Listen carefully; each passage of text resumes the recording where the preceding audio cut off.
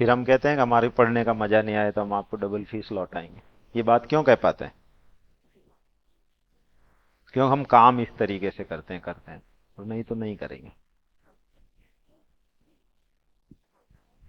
तो हमें भी क्या करना है कि चीजों सिलेबस जो मैं बात कर रहा था, कि सिलेबस को आपको अपना सिलेबस बनाना है कि ये चीजें अगर मुझे पढ़नी है, ये मेरा कोर्स है, तो और उसमें किसी के गाइडेंस की भी जरूरत पड़ सकती है कि ये और किन किन चीजों को मैं पढ़ूंगा तो पूरा होके मुझे समझ में आ जाएगा। वो साइंस है, हिस्ट्री है, लैंग्वेज है, सबको पढ़ने के तरीके अलग अलग होते हैं, है ना? तो पहले आपको एक सिलेबस तैयार करना है। उसके साथ साथ फिर आपको, देखिए बहुत बड़ी चीज ये है कि मैं कहूंगा कि आपको पढ़ना सीखना है।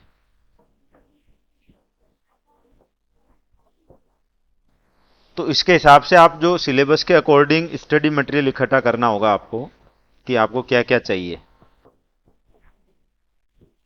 तो इन दोनों पे मैं बात करता हूं। देखिए पहले स्टडी मटेरियल की अगर मैं बात करूं, तो आप क्या पढ़ रहे हैं? मैक्सिमम अभी ज्यादातर लोग मैंने देखा गाइड्स पढ़ते हैं, गाइड या नोट्स। है ये सच है या नहीं? हाँ ना में बात करिए। गाइड और नोट्स से सिलेक्शन नहीं होंगे। गाइड और नोट्स में आपको पढ़नी पड़ेगी books, original books. Original books कौन सी होती है, गाइड और नोट्स में इनमें क्या फर्क होता है, इसको समझिए आप। कि एक किताब है, मान लीजिए आपको कोई भी एक टॉपिक पढ़ना है, कोशिका पढ़ना है, या संविधान की विशेषताएं पढ़नी है पॉलिटी में, या राजस्थान की नदियों पे पढ़ना है, या कोई भी किसी भी सब्जेक्ट का सिंधु घाटी सभ्यता पे पढ़ना है हिस्ट्री में।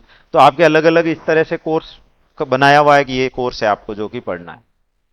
अब देखिए कि बुक्स वो हैं, जैसे एक तो स्कूल में चलती है, कॉलेज में चलती है ना, और कुछ रेफरेंस की बुक्स होती है। तो पहली आती है स्कूल की बुक्स, एनसीईआरटी की किताबें। तो वो बेस्ट किताबें हैं। पुरानी भी बहुत अच्छी थी, कुछ नई भी ठीक है, कुछ में दिक्कत है, वो आप कंसल्ट कर सकते हैं हम लोगों से। लेकिन एनसीईआरटी की किताबें पढ़ते हैं तो किताब में क्या है कि किताब जैसे एनसीईआरटी का पैनल बनता है, कि मान लीजिए आपको 15 टॉपिक लिखने हैं एक किताब में, एंशियंट हिस्ट्री लिखनी है, उसमें 15 टॉपिक है। तो वो एक टॉपिक देंगे एक आदमी को लिखने के लिए। कितना?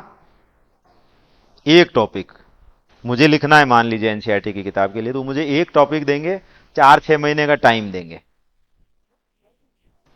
फिर लिखने वाला आदमी कौन? कि जो हिस्ट्री का स्टूडेंट रहा, फिर हिस्ट्री का टीचर बना, हिस्ट्री में नेट स्लेट जीआर पीएचडी किया, फिर वो कहीं ना कहीं आज की तारीख में प्रोफेसर लगा हुआ है। तो 10-15-20 साल 25 साल से वो हिस्ट्री का स्टूडेंट है, टीचर है, और नेट जेआरएफ पीएचडी तक पढ़ा है। अब वो बंदा उस पे एक चैप्टर पे अपनी रिसर्च करके 10 किताबें देख के एक बढ़िया सा चैप्टर लिख रहा है, इस अप्रोच से कि वो किताब किस क्लास के लिए लिखी जा रही है, 9th के लिए है या 10th के लिए है या 12th के लिए, है ना? तो वो उस हिसाब से लिखेगा कि ये बात बच्चों को कैसे समझ में आ जाएगी और क्या क्या जरूरी है। और गाइड कौन लिख रहा है? आप जैसा, मेरे जैसा वो स्टूडेंट ज्यादातर तो, कि जिसका सिलेक्शन भी नहीं हुआ, तो उसने कुछ नोट्स बनाए थे प्री मेंस करने के लिए, और या कभी हो गया तो वो उन नोट्स को बटोर के उसमें से छांट के कुछ चीजें कट कॉपी पेस्ट करके आपको लाके दे रहा है। यही हो रहा है ना? तो जो आधी अधूरी बात होगी वो आपको समझ में कैसे आएगी? और एक आप बड़ा विजन देख लेंगे, बड़ा परिदृश्य पढ़ लेंगे उसका आसानी से। अब ये देखिए, दूसरी चीज होती है कि जैसे मान लीजिए 6th की किताब है, 9th की किताब है, और फिर 11th 12th की किताब है। अब एक चैप्टर 30 क्लास में भी वही लिखा हुआ है, आगे 9th में भी वही लिखा हुआ है, और 12th में भी वही लिखा हुआ है। सिंधु घाटी सभ्यता 30 में भी पढ़ाया जा रहा है, फिर 9th 10th में भी पढ़ाया जा रहा है, और फिर आगे 12th में भी पढ़ाया जा रहा है। कोशिका 6th में भी पढ़ाया जा रहा है, 9th में भी पढ़ाया। तो फर्क क्या है कि 6th में उसकी बहुत ही प्रारंभिक जानकारी दी गई है, मोटी मोटी 10 लाइनें लिखेंगे, दो चित्र बना देंगे कि वो दो चार चीजें छोटी मोटी जो समझाना चाह रहे हैं वो उस बच्चे के समझ में आ जाए। 9th में क्या करेंगे कि उसका थोड़ा सा और एडिशन बढ़ा देंगे, थोड़ा सा कुछ इंफॉर्मेशन और बढ़ाएंगे और उसको उस तरह से समझा देंगे। 10th में 11th 12th में क्या करेंगे, थोड़ा और ज्यादा कर देंगे। तो करते करते अब आपने 6th का पढ़ा।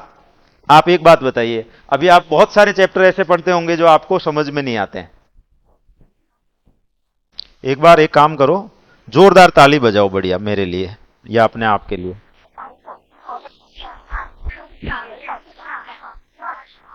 ताकि थोड़ी उबासी आ रही है, नींद आ रही है, वो उड़े आप लोगों की। कुछ लोगों को आ रही है, सबको तो नहीं आ रही। तो अब आप पूरा बहुत सारे चैप्टर समझ में नहीं आते हैं आपको? अभी ये समस्या आती है या नहीं आती है कि पढ़ते हैं जब समझ में नहीं आ रही कुछ चीजें, या याद नहीं हो रही है ऐसा? इसको समझिए ऐसा क्यों है। अब आप देखिए, समझ में नहीं आ रहा है कि आपने एक गाइड उठाई, आपने कोई नोट्स उठाए, या आपने कोई कॉलेज लेवल की किताब उठाई और आपको वो समझ में नहीं आ रही है। लेकिन और या हो सकता है मैं आर्ट्स का स्टूडेंट हूं, अब साइंस पढ़ना चाह रहा हूं तो मुझे एकदम से समझ में नहीं आ रहा, या मैथ्स रीजनिंग पढ़ना चाह रहा हूं तो समझ में, या साइंस वाले हैं तो उनको इधर कई बार दिक्कत आ जाती है, हिंदी में, हिस्ट्री में, लैंग्वेज में, है ना? ये हो रहा है। क्यों हो रहा है? अब आप इस सबको हटा दीजिए, मैं आपको कोई भी चैप्टर की बात करता हूं, साइंस का है, हिस्ट्री का है, ज्योग्राफी का है, लेकिन मैं ये कहता हूं सिक्स क्लास की किताब आपको पढ़नी हो, तो अभी सिक्स क्लास की मैं किताब ला के आपको दूं तो आपको समझ में आ जाएगी कि नहीं आ जाएगी? हर चैप्टर आ जाएगा आपको समझ में, सिक्स का कोई भी चैप्टर हो, साइंस का हो चाहे हिस्ट्री का हो चाहे इंग्लिश का हो, समझ में आ जाएगा। अब सिक्स में आपने मान लो पढ़ लिया सिंधु घाटी सभ्यता को, और आपको समझ में आ गया कि ऐसी ऐसी सभ्यता थी, तब हुई थी, ये दो चार जगह हैं, यहाँ पर खुदाई करी थी तो ऐसी चीजें मिली थी, ये कुल्लाड़ा मिला था, कि ये मान लो घर का आकार ऐसा बना हुआ था, चार पांच छह चीजें छोटी सी समझ में आ गई, या कोशिका का वर्णन आपको समझ में आ गया, शरीर ऐसे बनता है, इस तरह का ये एक चीज होती।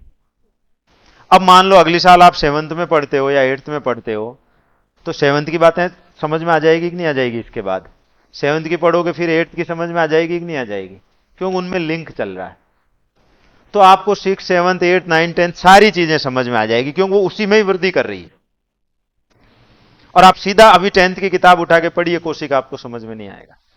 क्यों? क्योंकि उसने बहुत सारी चीजें ऐसी है जो एट्थ वाली किताब में समझा दी थी, तो वो समझी हुई है, वो तो वो उस टेक्नोलॉजी को समझ जाएगा, उस टर्मिनोलॉजी को समझ जाएगा। और जो नहीं पढ़ी है उन्होंने, वो टर्मिनोलॉजी वो नहीं समझ पाएंगे, तो वहां बहुत सारे शब्द ऐसे होंगे।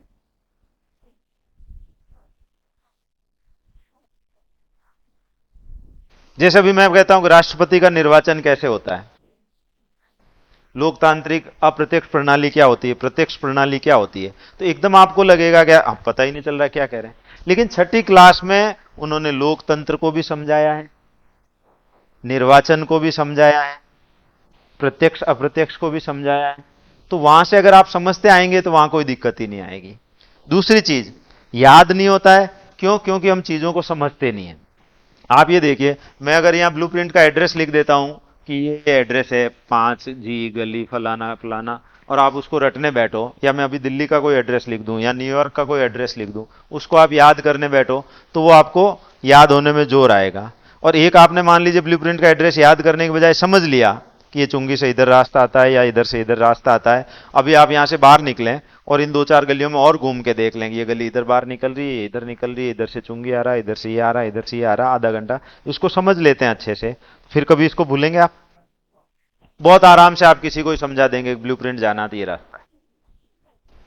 लेकिन याद करने बैठेंगे तो हो सकता है याद होगा नहीं, हो जाएगा तो भूल जाएंगे। तो चीजों को समझना बहुत जरूरी है, याद कतई ही नहीं करना चाहिए। मैं यहां क्लास में बच्चों को कहता हूं याद करने की कोशिश ही मत करना। याद करने का मतलब है कुछ भी याद नहीं होगा, बस तुम समझो। दो ही चीजें हैं, समझना, पहली चीज है पढ़ना। तो पढ़ना सीखना होगा कि हम RSIS के लिए इन किताबों को किस तरह पढ़ें, वो हम यहाँ शुरू में, मैं ज्यादा काम ही उसी पे करता हूं। पढ़ना आपने एक बार सीख लिया, फिर कोई दिक्कत है। अभी आपको पढ़ना नहीं आ रहा है, अभी पढ़ना आ रहा है स्कूल पे या कॉलेज लेवल के लिए क्या काम लेना है, लेकिन उसी चीज को RSIS के लिए कैसे पढ़ना है, किस तरह काम लेना है, वो हमें सीखना। पढ़ना सीख लिया तो फिर उसको समझना, और समझने लगे तो फिर उसका जो है रिवीजन। और रिवीजन कब होगा? कि जब बीच में हमने उसको लिख लिया, कुछ नोट्स बना लिए। तो नोट्स क्या होते हैं, इस पे भी डिटेल में बात होती है, और नोट्स हमें खुद बनाने पड़ते हैं। हम भी यहाँ पढ़ाते हैं, हमारे बहुत बेहतरीन नोट्स हैं, यहाँ से देते हैं, और उनको पढ़ने के बाद सारा काम हो जाता है, क्योंकि वो लिखे भी इसी तरह से गए हैं। लेकिन उसके बावजूद भी मैं स्टूडेंट से कहता हूं कि तुम ये भी ओरिजिनल के, भाई मेरा सिलेक्शन कैसे हुआ? मेरे नोट्स से हुआ या इन किताबों से हुआ? किताबों से हुआ, नोट तो थे ही कहां। मैं मेरे सिलेक्शन की बात कर रहा हूं, नोट्स तो मैंने बनाए ना बाद में। तो जब मेरा सिलेक्शन इन ओरिजिनल चीजों को पढ़ने से हुआ, तो क्यों नहीं आप लोग भी ओरिजिनल चीजें पढ़ लें? फिर मेरे नोट्स तो आपके एक्स्ट्रा काम आ जाएंगे। थोड़ी मेहनत बच जाएगी, समझना आसान हो जाएगा। तो नोट्स यहां लिखने की कला आनी जरूरी होती है फिर इसलिए, क्योंकि आरएसआईएस का जो एग्जाम होता है उसमें लिखना बहुत इंपॉर्टेंट हो जाता है, राइटिंग स्किल बहुत इंपॉर्टेंट हो जाता है। कि आप एक सिंधु घाटी सभ्यता तो पढ़ रहे हैं 20 पेज में, और वहां आंसर में लिखने आपको 50 शब्द। कितने? तो वो कौन से शब्द हो, उन शब्दों का चयन कैसे हो कि कम से कम शब्दों में आप अपनी बात समझा भी दें और ज्यादा से ज्यादा इंफॉर्मेशन भी दे दें। तो वो एक कला है, आर्ट है, तो वो लिखते लिखते आती है। तो इन सब चीजों पे हम यहां काम करते हैं कि आप ये सीख जाएं, और इस पैटर्न से चलते हैं तो किसी के कभी कोई समस्या ही नहीं आती कि याद नहीं होता। अभी आप रिजल्ट देखिए पिछले बैचेज के उठा के, अभी बैच चले, कुछ लोग लाइब्रेरी वाले हैं, सब बच्चों से मिला ना, जो ये पिछले लोग हैं अभी जो यहाँ हैं 5-7 बच्चे, सबके धड़ल्ले से सिलेक्शन हुआ, कहीं दिक्कत ही नहीं। क्यों? क्योंकि वो चल सही तरीके से रहे, वो पंचर गाड़ी को उठा के नहीं निकाल रहे हैं, जैक लगा के निकाल।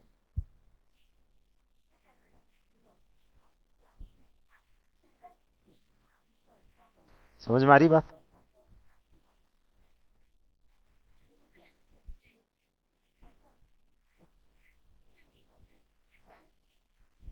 तो अब आपने पढ़ना सीखना, और पढ़ने, अब इसके लिए भी क्या है कि आपको फर्स्ट रीडिंग पढ़ने के लिए भी पहले एक बार पढ़ने के लिए पढ़ना होता है। अभी आप जनरली, मैं स्टूडेंट्स की प्रॉब्लम क्या देखता हूं कि वो लाएंगे किताब, लाएंगे गाइड, लाएंगे मार्केट से, और पढ़ने बैठ जाएंगे और सीधा याद करने की कोशिश करेंगे, उनको ये लगेगा याद होना चाहिए।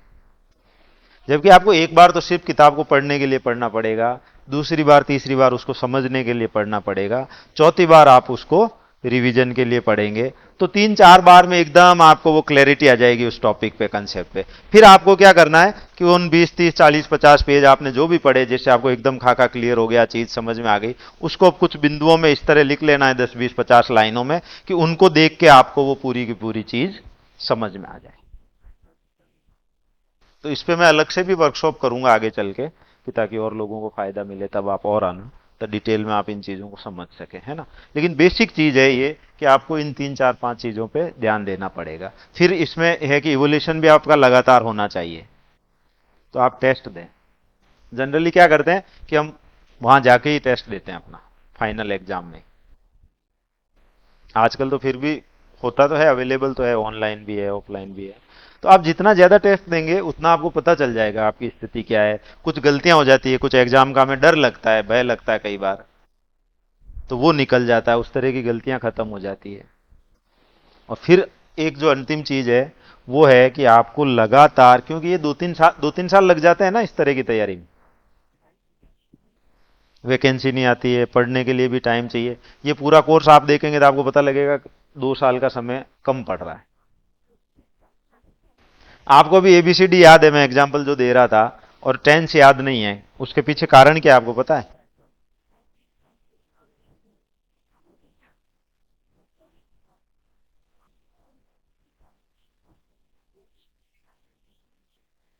उसके पीछे कारण ये है कि आपने जब एबीसीडी सीखी थी तो उसको पूरा टाइम दिया था। आपने हो सकता है ए बनाया था, ए बनाने में 4 महीने लगा दिए हो, बी बनाने में 2 महीने लगा दिए हो, एबीसीडी 4 अक्षर लिखने में 4 दिन लगा दिए हो, फिर कई बार उसको लिखा हो। ऐसा किया था या नहीं किया था? और जब आपने टेंस पढ़े थे तब भी ऐसा ही किया था, सेम जैसा मैं अब बताने जा रहा हूं। क्या किया था? किताब ली, उठाई, पढ़ लिया, देख लिया। किसी इंसान ने ऐसा किया कि एक भी बार, टेंस तो सबसे बेसिक चीज है और हर कोर्स में आते हैं, कोई भी एग्जाम ऐसा नहीं होता जिसमें टेंस नहीं आता है।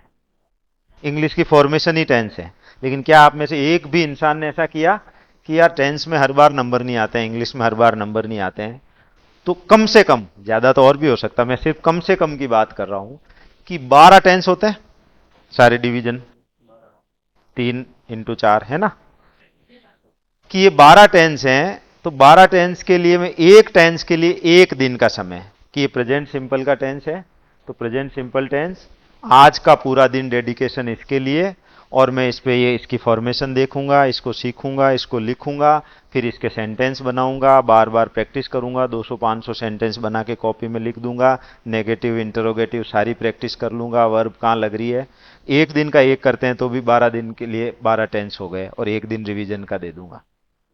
हमने कभी पूरा दिन तक नहीं दिया उसको, एक बार में बैठ के दिया कभी? वही बैठे पढ़ने तो टेंस निपटा दिए 1-1.5 दिन में, पूरे 2 दिन में। यही किया? या किया किसी ने 12 दिन तक? ये एक एक दिन दूंगा, लेकिन आज के बाद प्रेजेंट सिंपल टेंस के बारे में कभी कोई पूछेगा तो मेरा फॉर्मेशन गलत नहीं होगा। आज मैं ये करके उठूंगा, चाहे पूरा एक दिन लग जाए चाहे 2 दिन लग जाए।